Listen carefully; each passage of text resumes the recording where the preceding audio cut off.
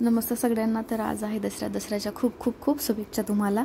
तर दसरा का साजरा केला जातो आणि त्या विजयादशमी का म्हटले जाते किंवा आपट्याची पानं का दिली जातात जाणून घेऊया। मग शारदीय नवरात्रीच्या 10व्या दिवशी देशभरात दसरा हा सण मोठ्या उत्सवात साजरा केला जातो।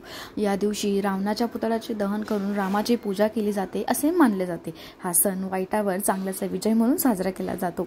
जाणून घेऊया त्याच्याशी संबंधित काय आहे पौराणिक कथा। तर कैकेयी मातेच्या सांगण्यानुसार आणि आपले पिता दशरथ यांच्या आज्ञेनुसार राजा राम आपली भार्या सीता आणि बंधू लक्ष्मण यांच्यासह 14 वर्षाच्या वनवासाला निघाले। एका जंगलात त्यांनी आपली पर्णकुटी उभारली आणि तिथे ते आपल्या पत्नी आणि भावासह राहू लागले। कालांतराने रावणाने आपल्या कुटील डावाने माता सीतेचे अपहरण केलं आणि रामायणाच्या खऱ्या अध्यायाला सुरुवात झाली। त्यानंतर रामाने हनुमानला सीतेच्या शोधार्थ पाठवलं। हनुमानाने रावणाच्या लंकेत सीता मातेला शोधण्यात यश मिळवलं। हनुमानाने रावणाला सीता मातेला प्रभू श्रीरामांकडे पुन्हा पाठवण्याची विनंती केली। रावणाने हनुमानाजींची आज्ञा मोडून आपल्याच मृत्यूला आमंत्रण दिलं। ज्या दिवशी मर्यादा पुरुषोत्तम श्रीराम यांनी रावणाचा वध केला तो शारदीय नवरात्रीचा 10वा दिवस होता। श्रीरामांनी 9 दिवस दुर्गा देवीची पूजा केली आणि त्यानंतर 10व्या दिवशी रावणावर विजय मिळवला, म्हणून हा सण विजयादशमी म्हणून साजरा केला जातो।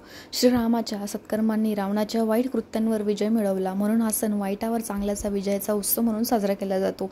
या दिवशी रावणाचा मुलगा मेघनाद आणि त्याचा भाऊ कुंभकर्ण यांच्या पुतळ्यांचेही दहन केले जाते।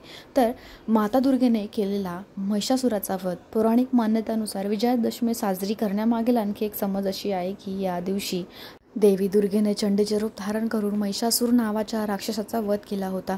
महिषासूर आणि त्याच्या सैन्याने हैराण केल्यामुळे देवी दुर्गेने महिषासूर आणि त्याच्या सैन्याशी सलग 9 दिवस युद्ध केले आणि 10व्या दिवशी महिषासुराचा अंत करण्यात आला आणि त्याला यश आले। त्यामुळे शारदीय नवरात्रीनंतर दसरा साजरा करण्याची परंपरा आहे। या दिवशी दुर्गा मातेच्या मूर्तीचेही विसर्जन केले जाते आणि आजच्या दिवशी आपट्याची पानं पण दिली जातात। आणि ती का दिली जातात तर हिंदू धर्मात दसरा म्हणजेच विजयादशमीला खूप महत्त्व आहे। चातुर्मासात अश्विन महिन्यातील शुद्ध प्रतिपदेपासून ते नवमीपर्यंत नवरात्र साजरे केल्यानंतर 10व्या दिवशी म्हणजेच दशमीला दसरा साजरा केला जातो। हा सण वाईटावर चांगल्याचा विजय म्हणून साजरा केला जातो। विजयादशमी आणि दसऱ्याला आपट्याच्या झाडांची पाने सोने म्हणून एकमेकांना दिले जातात।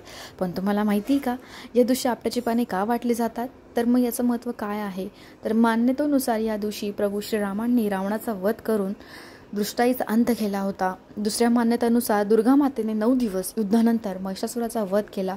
दसरा शब्दाचा अर्थ आहे दशहरा असा होतो, म्हणजे दश म्हणजे 10 आणि हरा म्हणजे पराभव।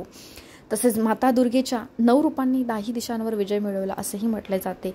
याशिवाय याच दिवशी पांडवांनी अज्ञातवास संपता शक्तिपूजन करून शमीच्या वृक्षावरची आपली शस्त्रे परत घेतली आणि विराटीच्या गायी पडवणाऱ्या कौरव सैन्यावर स्वारी करून विजय मिळवला। दसऱ्याच्या दिवशी मित्रांना आणि नातेवाईकांना आपट्याची पाने देऊन विजयादशमीच्या शुभेच्छा दिल्या जातात।